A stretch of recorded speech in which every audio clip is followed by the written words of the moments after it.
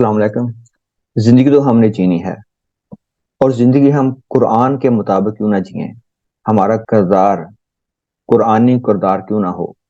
آپ صلی اللہ علیہ وآلہ وسلم نے مکہ میں قرآن پاک کے نزول سے پہلے 40 سال قرآن جی کے دکھایا، اور پھر آپ صلی اللہ علیہ وآلہ وسلم کا وہی کردار سب سے بڑی دلیل بنا۔ علامہ اقبال رحمۃ اللہ علیہ ہمیں اس والے سے بڑا آسان سے نسخہ بتاتے ہیں۔ علامہ اقبال کہتے ہیں، تیرے ضمیر پہ جب تک نہ ہو نزول کتاب، گرا کشا ہے نہ راضی نہ صاحب کشاف۔ جب تک ہمارے ضمیر پہ ایک کتاب کا، قرآن کا نزول نہیں ہوگا تو ہمیں کیسے پتہ چلے گا کہ کون سے دنیا میں کام کرنے والے ہیں، کون سے کام دنیا میں نہیں کرنے والے، کن کاموں سے ہمارا رب خوش ہوتا ہے اور کن کاموں سے ہمارے رب کی ناراضگی آتی ہے۔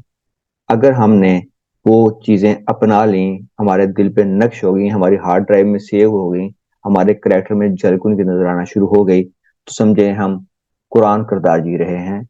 اسی بات کو اقبال یوں فرماتے ہیں، یہ راز کسی کو نہیں معلوم کہ مومن قاری نظر آتا ہے، حقیقت میں ہے قرآن۔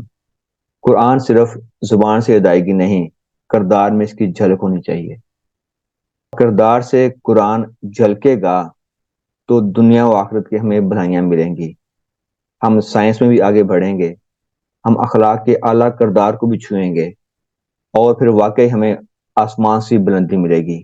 اور ہمارے کردار کی جب روشنی پھیلے گی تو بیسیکلی وہ قرآن کی روشنی ہوگی، جیسے آپ صلی اللہ علیہ وآلہ وسلم کی کردار کی روشنی پھیلنے سے ہی بہت سے لوگ مسلمان ہوئے تھے۔ تو ہمیں بھی آپ صلی اللہ علیہ وآلہ وسلم کے مطابق جینا ہے، قرآن بن کے جینا ہے۔ اللہ ہمیں اپنے بچوں کو اور فیملی کو قرآن بننے کی توفیق عطا فرمائے۔ اللہ حافظ۔